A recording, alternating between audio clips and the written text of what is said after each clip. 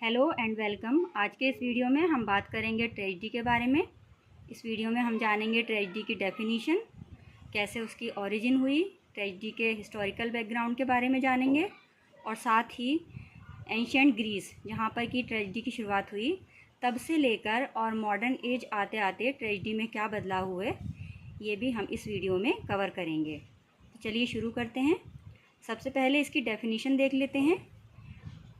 Tragedy का मतलब होता है एक ड्रामे की वो फॉर्म जिसका एक्शन सीरियस होता है, उसमें लैंग्वेज एलिवेटेड होती है यानी कि उच्च शैली में लिखा हुआ होता है और उसकी एंडिंग जो है वो सैड होती है। इसमें आमतौर पर क्या होता है, हीरो की डेथ हो जाती है या फिर उसका पतन होता है और मोस्टली हीरो की डेथ हो जाती है। तो सैड एंडिंग वाला ड्रामा जिसमें आमतौर पर हीरो की मौत हो जाती है उसे ट्रेजेडी कहा जाता है। इसका पर्पस देख लेते हैं। तो इसका पर्पस ये था कि इससे जो इंसान में जो पिटी और फियर की जो उसकी इमोशंस होती हैं उसको अराउज करना, ताकि जो इंसान की नेगेटिव फीलिंग्स है उसको सुकून मिल सके, उसका परगेशन हो सके। यानी कि इसको देखने के बाद जो ऑडियंस होते हैं उसमें एक पिटी और फियर की भावना होती है, पैदा होती है। इन भावनाओं का परगेशन होता है और इंसान खुद को रिलीव महसूस करता है। ओरिजिन देख लेते हैं ट्रेजेडी का। तो ये जो ट्रेजेडी, ये जो शब्द है ग्रीक शब्द है ट्रेगोडिया, उसका इंग्लिश ट्रांसलेशन है। और ये जो वर्ड है ट्रेगोडिया, ये दो वर्ड्स का कॉम्बिनेशन है। एक है ट्रेगोस और दूसरा है ऑड या फिर एडीन, ठीक है। और इन दोनों का जो मिलाकर एक मतलब होता है वो होता है द सॉन्ग ऑफ गॉड। तो इसका मतलब होता है द सॉन्ग ऑफ गॉड। तो ट्रेजेडी की उत्पत्ति जो है, जो इसकी ओरिजिन हुई, ये कैसे हुई ये अनक्लियर है। लेकिन ऐसा विश्वास किया जाता है, ऐसा बिलीव किया जाता है कि ग्रीस में, एंशिएंट ग्रीस में एक फेस्टिवल होता था जिसमें वो ग्रीक गॉड डायोनिसस को खुश करने के लिए उस फेस्टिवल पर एक कोरल लिरिक जो थी वो गाई जाती थी, उसे कहा जाता था डिथीरम। तो इसी कोरल लिरिक से इसकी ओरिजिन हुई ट्रेजेडी की। और ये जो डिथीरम यानी कि ये जो कोरल लिरिक थी, इसको कुछ लोगों का, कुछ आदमियों का ग्रुप इसको परफॉर्म करता था। और ये जो व्यक्ति थे, ऐसा माना जाता था कि इन्होंने गॉड की स्किन और मास्क पहन रखे होते थे। तो इसीलिए इसको सॉन्ग ऑफ द गॉड इससे जोड़ा जाता है कि जो परफॉर्म करने वाले व्यक्ति थे उन्होंने मास्क पहन रखे थे और गॉड की स्किन पहन रखी थी। इसके अलावा ये भी माना जाता है कि जो विनर होते थे उनको जो है गॉड वो इनाम के बतौर दी जाती थी, और या फिर गॉड यानी कि उसको सेक्रीफाइस किया जाता था। तो कोई भी इसमें से वजह हो सकती है कि किस तरीके से इस वर्ड को जो है सॉन्ग ऑफ द गॉड से जोड़ा जाता है। तो मेन चीज़ ये है कि जो डायोनिसस को, जो ग्रीक गॉड डायोनिसस को खुश करने के लिए जो कोरल लिरिक गाई जाती थी, उसी से इसकी ट्रेजेडी की उत्पत्ति हुई।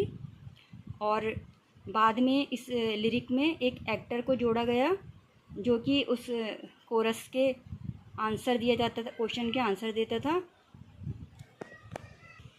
तो जब इस कोरल लिरिक में एक्टर और डायलॉग इनका एडिशन हुआ तो इसी से आगे चलकर ट्रेजेडी का जन्म हुआ। ट्रेजेडी का हिस्टोरिकल बैकग्राउंड देख लेते हैं। तो सबसे पहले इसकी शुरुआत हुई 5th सेंचुरी BCE में ग्रीस में। यहाँ पर एस्किलस, सोफोक्लस और यूरिपिडीज़, इन्होंने जो दुनिया को जो अर्लीस्ट ट्रेजेडीज़ यानी सबसे पहली ट्रेजेडीज़ दी थी। सबसे पहली ट्रेजेडी है एस्किलस की द पर्शियन, इसे सबसे पहली ट्रेजेडी माना जाता है और एस्किलस को माना जाता है द फादर ऑफ ट्रेजेडी। इसके अलावा कुछ अदर ट्रेजेडी हैं ग्रीक भाषा में लिखी हुई, उन ट्रेजेडी के नाम हैं, ये एस्किलस की लिखी हुई ट्रेजेडी हैं। ये पहली है द ओरेस्टिया, प्रीमिथियस बाउंड और 7 अगेंस्ट थीव्स। उसके बाद ये यूरिपिडीज की ट्रेजेडी है और ये फिर सोफोक्लस की ट्रेजेडी है। स्क्रीनशॉट ले सकते हैं आप इनका। उसके बाद जब पहले ट्रेजेडी लिखी गई ग्रीस में, उसके बाद जब रोमन साम्राज्य का विस्तार हुआ ग्रीक टेरिटरीज़ में। तो रोम ग्रीक ट्रेजिडीज़ के संपर्क में आया और कुछ रोमन प्लेराइट थे, उन्होंने भी कुछ रोमन प्लेराइट थे जिसमें लिवियस एंड्रोनिकस, नियस नेवियस, क्विंटस एनियस, मार्क्स पेक्यूवियस और ल्यूकस एकियस, ये कुछ रोमन प्लेराइट थे जिन्होंने ट्रेजिडीज़ लिखी। और लेकिन जो मोस्ट फेमस जो ट्रेजिडियन थे वो थे सेनेका। तो वो सबसे फेमस, रोम में सबसे फेमस ट्रेजिक राइटर थे, ट्रेजिडी के लिखने वाले थे।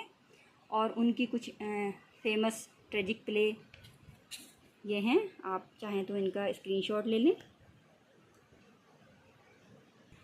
तो इस तरीके से सबसे पहले जो है ग्रीस में शुरुआत हुई ट्रेजिडी की। उसके बाद जब रोमन साम्राज्य का विस्तार हुआ तो रोम में ट्रेजिडीज़ लिखी जाने लगी। उसके बाद क्या होता है कि रेनेसां आने के साथ ही साथ जो ग्रीक और रोमन लिटरेचर, आर्ट, फिलॉसफी, इन सब में लोगों की दिलचस्पी बढ़ी। तो ये इसी का परिणाम था कि इस तरीके से रेनेसां के साथ ही साथ इंग्लैंड में भी ट्रेजिडी पहुंची 16th सेंचुरी में। तो यहाँ पर भी जो पहली ट्रेजिडी लिखी गई उस ट्रेजिडी का नाम था गॉर्बोडक, या फिर इसे the tragedy of Ferrex and Porrex भी कहा जाता है। और इसके राइटर थे थॉमस नॉर्टन और थॉमस सैकविल। तो जो पहली ट्रेजिडी है वो कौन सी है? गॉर्बोडक, और उसके राइटर हैं थॉमस नॉर्टन और थॉमस सैकविल। उसके बाद लेकिन जो है क्रिस्टोफर मार्लो, इनको जाना जाता है the father of English tragedy, क्योंकि इन्होंने क्या था, इन्होंने इनकी जो ट्रेजिडी थी वो ग्रीक मॉडल पर खरी उतरती थी। इनके अंदर एक एबिलिटी थी कि ये ह्यूमन कंडीशन को कैप्चर कर सकते थे और कॉम्प्लेक्स आइडियाज़ को अच्छी तरीके से एक्सप्रेस कर सकते थे, जो कि ट्रेजिडी की जान है। इसीलिए क्रिस्टोफर मार्लो को the father of English tragedy कहा जाता है। हालांकि पहली ट्रेजिडी लिखी थी थॉमस नॉर्टन और थॉमस सैकविल ने। ये इनकी कुछ ट्रेजिडीज़ के नाम हैं। उसके बाद आती हैं, उसके बाद नंबर आता है शेक्सपियर का। शेक्सपियर की ट्रेजिडीज़ तो वर्ल्ड फेमस हैं ही, जिनमें से 4 उनकी फेमस ट्रेजिडी हैं, हैमलेट, किंग लियर, मैकबेथ और ओथेलो। और उसके अलावा ये उनकी जो हैं रोमन ट्रेजिडीज़ हैं। रोम के बारे में लिखा हुआ है, रोम एम्पायर के बारे में, जिसमें ये हैं Antony and Cleopatra, Julius Caesar. और उसके अलावा ये भी इनकी ट्रेजिडी हैं, रोमियो एंड जूलियट और ट्रोइलस और एंड क्रेसिडा। ठीक है। जॉन वेबस्टर हैं, जॉन वेबस्टर ने भी कुछ अच्छी ट्रेजिडीज़ लिखी हैं, तो ये उनकी ट्रेजिडीज़ के नाम हैं। और ये रेनेसां का ही परिणाम था कि इंग्लैंड के बाद जो है कुछ फ्रेंच प्लेराइट थे, उन्होंने भी ट्रेजिडीज़ लिखी हैं। और उनमें से एक फ़ेमस थे पियरे कॉर्नेल, और इनके फेमस वर्क्स ये हैं, इनकी फेमस ट्रेजिडीज़। उसके बाद आते हैं मॉडर्न एज में, यानी कि किस तरीके से ग्रीस से होते हुए रोम पहुंची ट्रेजिडी, फिर रेनेसां के टाइम इंग्लैंड और फ्रांस पहुंची। उसके बाद मॉडर्न एज में क्या होता है, अमेरिका के कुछ ट्रेजिक प्लेराइट्स हैं, जैसे कि आर्थर मिलर, यूजीन ओनील, इन्होंने भी कुछ अच्छी ट्रेजिडीज़ लिखी हैं। तो ये कुछ ट्रेजिडी हैं आर्थर मिलर की, all my sons, death of a salesman, a view from the bridge. और ये ट्रेजिडीज़ हैं यूजीन ओनील की। तो ये इनकी बहुत फेमस ट्रेजिडीज़ हैं, स्क्रीनशॉट ले सकते हैं आप। तो इस तरीके से मॉडर्न एज तक आते आते बहुत सारे बदलाव हो गए। कब से, जब से ये ग्रीस में इसकी शुरुआत हुई थी, मॉडर्न एज आते आते बहुत सारे बदलाव हुए। इसमें क्या क्या बदलाव हुए कि एंशियंट ग्रीस में जो ट्रेजिडीज़ लिखी जाती थी वो एक रिचुअल परफॉर्मेंस था। उसमें क्या होता था, किसी महान व्यक्ति का डाउनफॉल होता था। फिर जब शेक्सपियर का टाइम आया, जो शेक्सपियर ने ट्रेजिडीज़ लिखी हैं, तो उसमें उनका फोकस होता था कि एक ही सेंट्रल कैरेक्टर पर वो फोकस करते थे। लेकिन उसमें एक चीज़ ये थी कि एक सेंट्रल कैरेक्टर पर फोकस करने के साथ ही साथ उसमें उनका फोकस ये भी रहता था कि उस कैरेक्टर के फॉल या उस कैरेक्टर की डेथ के साथ साथ जो उसका ब्रॉडर पॉलिटिकल कॉन्सिक्वेंसेस, यानी कि जो उसके राजनीतिक परिणाम हैं वो क्या होंगे, इस चीज़ पर भी शेक्सपियर ने अपनी ट्रेजिडी में फ़ोकस किया था। जैसे कि एक एग्ज़ाम्पल है कि हैमलेट में जब हैमलेट की डेथ होती है तो किस तरीके से डेनमार्क का पतन हो जाता है। तो शेक्सपियर की ट्रेजेडी में ये बदलाव आया।